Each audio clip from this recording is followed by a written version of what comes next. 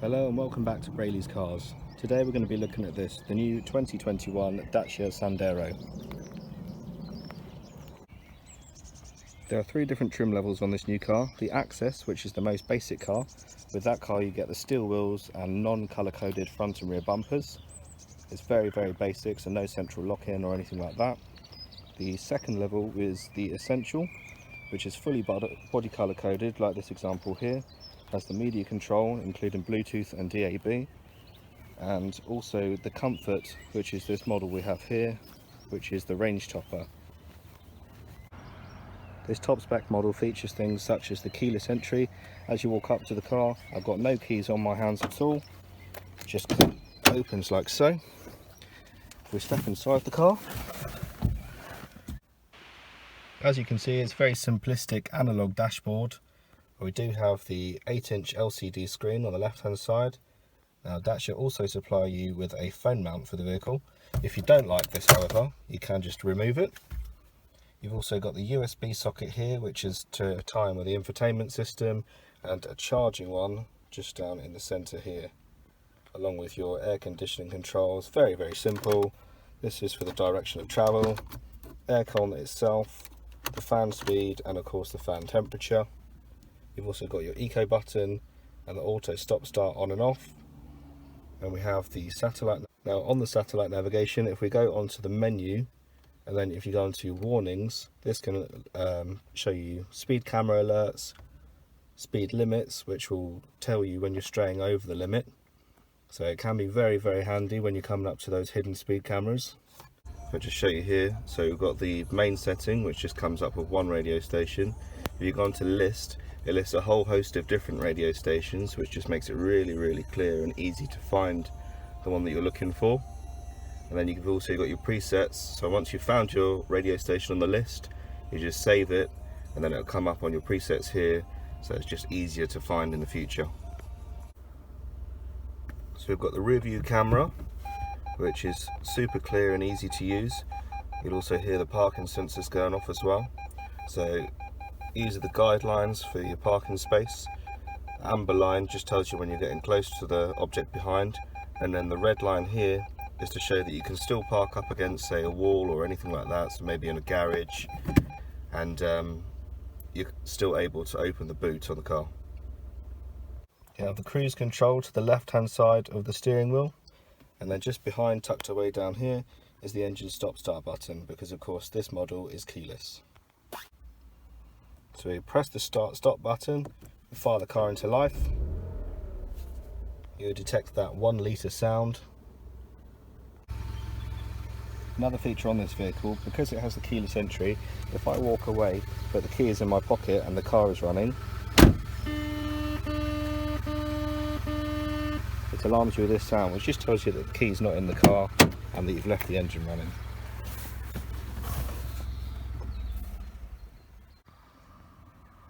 So all of your volume controls are done from the right hand side of the steering wheel here. You've got a little stalk, which is the phone answer button, plus and minus for the speakers, and then this will change your radio stations on the top with the source button.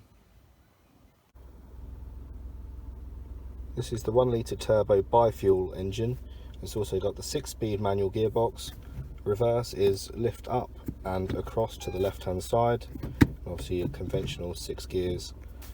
The USB sockets light up as soon as it gets dark, which is quite handy for when you obviously need to charge your phone and fumbling around for the charger, etc. And they light up, which just shows you for a lot more ease. To get to the fuel cap, it's just this little lever on the right hand side down by the driver's seat. And then when we open the fuel flap, you'll notice that this is where the petrol goes, and this is your LPG slot, because obviously the car is run on bi-fuel. So this is the key to the keyless model. Obviously you've got your unlock and lock buttons. You've also got this light button here, which just turns on the LEDs. So if you were walking home or anything that's quite dark, you just pop that back on and it'll light the whole footpath up. And you've also got the right hand button here, which is to unlock the boots. So on this top of the range model we do have the LED lights, very Lamborghini Urus-esque. I do also quite like this little Dacia touch there in the headlight. If you come down the back of the vehicle, we've also got it on the rear lights, which are LED as well. I think they're very, very nice looking. So this car comes standard with the 15-inch steel wheels with the Bridgestone tyres, which I think is quite good, you know. Premium brand tyres on a budget car.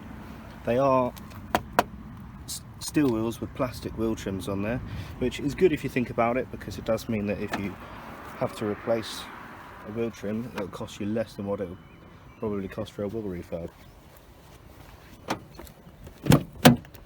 In the back of the vehicle we have these super comfortable cloth seats, which are of course Isofix as well for child seats.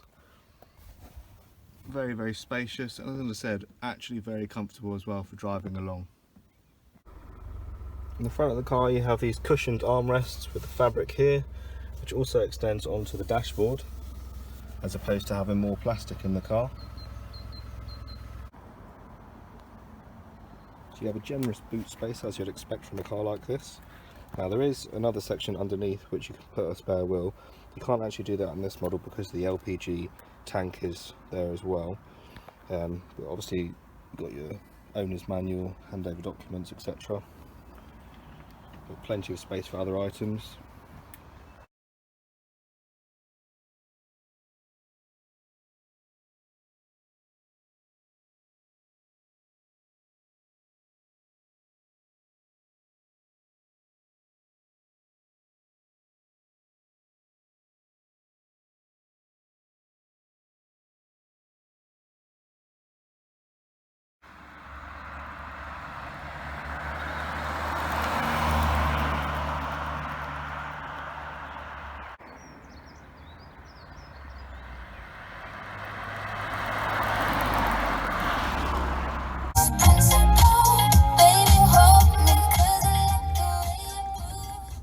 So I find the stereo is actually very, very good in this car. Considering how much it is, only £12,700 for this model, I think it's actually very, very good value for money. In the evening time you have the satellite navigation screen dims down so not to blind you. You have the LED headlights, which as you can see project really well. Push the stalk away from you on the left hand side and you have your full beam, which is actually halogen instead of the LED. You have the illuminated USB sockets, as I mentioned earlier, but also the reverse camera is still really, really good quality, even in the evening time and pitch black behind me. So on the left hand side of the steering wheel you have your controls for the headlights and obviously fog lights. You do have front fog lights on this vehicle, as well as obviously the rear one, which is industry standard. You've got your auto setting, side light and full headlight. Now even if you do turn the car off with the headlights fully on, it won't run your battery down, it will just turn them off after a period of time anyway. On the right hand side you've got the stalk for the auto wipers, obviously different speed settings, and the rear wiper if you twist it away from you as well. Cruise control settings are on the left hand side of the steering wheel. Using the buttons on the right hand side of the steering wheel here, you can flick through the sub menus, which just tells you your fuel economy, the range, distance travelled, average speed and all those kind of things. And you've also got this button here. If you press that, that'll convert the speedo into an electronic or digital one instead of having the analog one on the right hand side, so it's just clearer when you're driving along the road.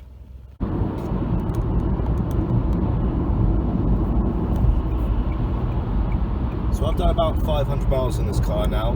The car's returning between 45 and 50 miles to the gallon, which is not bad considering it's the first tank of fuel to go through the car, which obviously will improve over time because it has to learn all the different things, how you're driving and all that kind of thing. But I must admit that the 1 litre turbo engine is more than capable. Driving along the motorways, it's silky smooth. Driving around town, the gearbox is actually very, very good to use.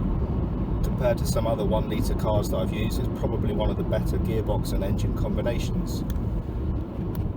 There is of course an automatic option available now, which is a first for Dacia. Before last year they didn't have an automatic in the range, so it'd be good to try that out at some point. And obviously if you're looking for a bigger car, you do also have the stepway, which is a little bit bigger than this normal hatchback model.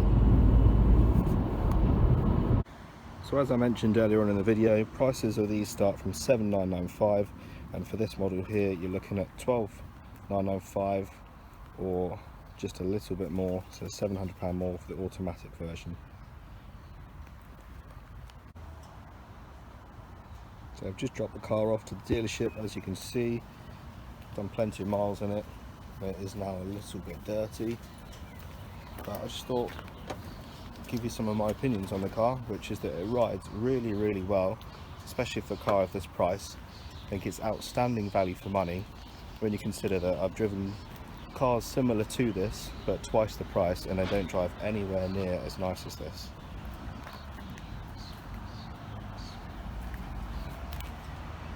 So yeah, ride comfort, absolutely fantastic.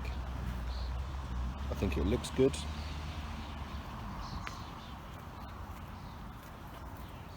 And that 1 litre engine, more than capable of anything that you'd ever need it for.